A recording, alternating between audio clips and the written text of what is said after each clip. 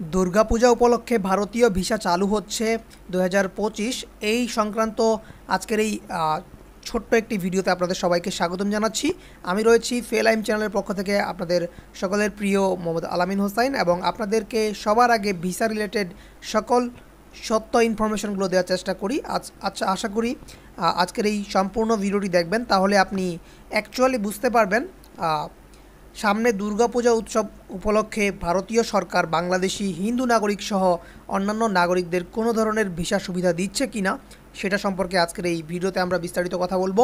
তার আগে ছোট্ট একটি কথা না বললেই নয়, আপনি যদি ভিসা রিলেটেড সকল আপডেট সবার আগে আমাদের এই চ্যানেল থেকে পেতে চান অবশ্যই চ্যানেলকে এখনই সাবস্ক্রাইব করে পাশে আসা বেল আইকন বা অল বাটনে ক্লিক করে রাখুন।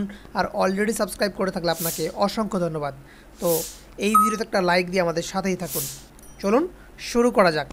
তো আমরা রয়েছি বরাবরের মতোই ভারতীয় হাইকমিশনের যে ওয়েবসাইট রয়েছে বাংলাদেশের ঢাকায়, তো এদের অফিসিয়াল ওয়েবসাইটে তো সর্বশেষ আপডেট অনুযায়ী প্রণয় ভার্মার যে দায়িত্বনাধীন যে সর্বশেষ আপডেট দেখতে পাচ্ছেন আপনারা, সর্বশেষ আপডেট অনুযায়ী যদি আমরা খেয়াল করি যে সর্বশেষ সংবাদ বিজ্ঞপ্তি অনুযায়ী বাংলাদেশিদের জন্য ভারতীয় ভিসা হিন্দু সম্প্রদায়ের জন্য বেসিক্যালি সামনে দুর্গা উৎসব উপলক্ষে কোনো আপডেট আসছে কিনা সেটা আমরা দেখব। তো প্রথমে আমরা চলে যাব ইউটিউবে। দেখতে পাচ্ছেন দুর্গাপূজা উপলক্ষে ভারতীয় ভিসা, এটা নিয়ে সার্চ করলে আপনার সামনে অহরহ মিথ্যা ভিডিও চলে আসবে। তো যে ভিডিওগুলো বানাচ্ছে সবগুলোই এআই জেনারেট এবং কি সব কিছুই মিস ইনফরমেশন দিয়ে বানানো, যেটা আপনারা যদি ভিডিওটা প্লে করেন তাহলে বুঝবেন। যাই হোক, আমি এ বিষয়ে আপনাদেরকে সতর্ক করব, আপনারা এইসব ভিডিও থেকে দূরে থাকবেন।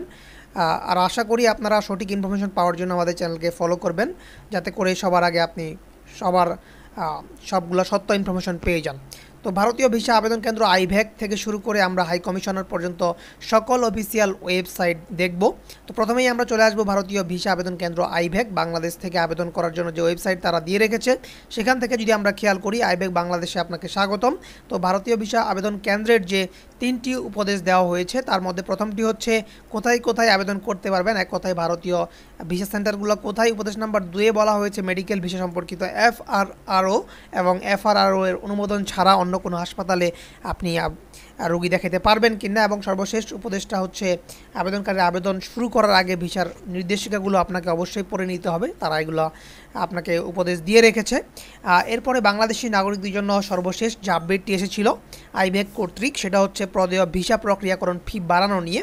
আমরা ইতিমধ্যে জেনেছি গত 10ই আগস্ট থেকে ভিসা প্রক্রিয়াকরণ ফি 800 টাকা থেকে বেড়ে 1500 টাকা করা হয়েছে। দেখতে পাচ্ছেন আপনারা এখানে যে গত 8ই আগস্ট 2025 থেকে এটা 1500 টাকা করা হয়েছে, শুধুমাত্র ভিসা আবেদন আর যে পদ্ধতি সেটাকে সহজতর করার জন্য আইভ্যাক কর্তৃক আরোপিত একটি পরিষেবা চার্জ বলে তারা কিন্তু এই আবেদন ফিটা বাড়িয়েছে।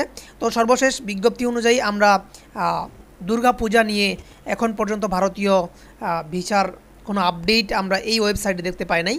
ভারতীয় যে হাই কমিশন রয়েছে বাংলাদেশে তাদের কোনো এই ওয়েবসাইটে কোনো ধরনের কিন্তু পূজা রিলেটেড কোনো তথ্য তারা আপডেট দেয় নাই। তো আমরা চলে যাব আমরা আইভ্যাকে ছিলাম, আমরা চলে আসবো হাই কমিশন অফ ইন্ডিয়ান যে হাই কমিশনার রয়েছে তাদের ওয়েবসাইটে। তো সর্বশেষ আপডেট অনুযায়ী এখানেও কিন্তু তারা কোনো ধরনের পূজা রিলেটেড কোনো ভিসা চালু করবে কিনা বা বিশেষ কোনো ভিসা আসবে কিনা সেটা নিয়ে কোনো ভিডিও কোনো তথ্য তারা দেয় নাই এবং কোনো নোটিশ তারা কিন্তু এখন পর্যন্ত প্রদান করে নাই। যদি তারা কোনো ইনফরমেশন বা তথ্য দিয়ে থাকে আমরা আপনাদেরকে অবশ্যই তাদের ওয়েবসাইটের মাধ্যমে আপনাদের মাঝে উপস্থাপন করার চেষ্টা করব। অবশ্যই আপনারা আমাদের চ্যানেলকে ফলো করেন। আশা করি অন্য কোনো চ্যানেলের ভিডিও আপনারা দেখা লাগবে না, কেননা অন্য ভিডিওগুলো আপনি দেখবেন অন্য চ্যানেলগুলো মিস ইনফরমেশন দিয়ে ভরে রেখেছে। আপনি যদি ইউটিউব খোলেন দেখবেন ইউটিউবে অহরহ ভিডিও আপলোড করেছে যে পূজা নিয়ে, যে পূজায় ভিসা চালু হচ্ছে, তাছাড়া অন্য অনেক ফেক টপিক নিয়ে তারা কিন্তু ভিডিও কন্টিনিউয়াসলি আপলোড দিচ্ছে। তো যাই হোক, কিছু ব্যবসায়ী আছে যারা আসলে এটার জন্য করে। তো আমি আশা করি আপনাদেরকে বুঝাইতে পেরেছি বিষয়টা। তো আজকের এই ভিডিওটি এ পর্যন্তই, দেখা হচ্ছে পরবর্তী কোনো ভিডিওতে। এই ভিডিও সম্পর্কে কোনো প্রশ্ন কিংবা মতামত থেকে থাকলে অবশ্যই আমাদের কমেন্ট বক্সে জানাতে ভুলবেন না। ততক্ষণ পর্যন্ত ভালো থাকবেন, সুস্থ থাকবেন, দেখা হচ্ছে পরবর্তী ভিডিওতে।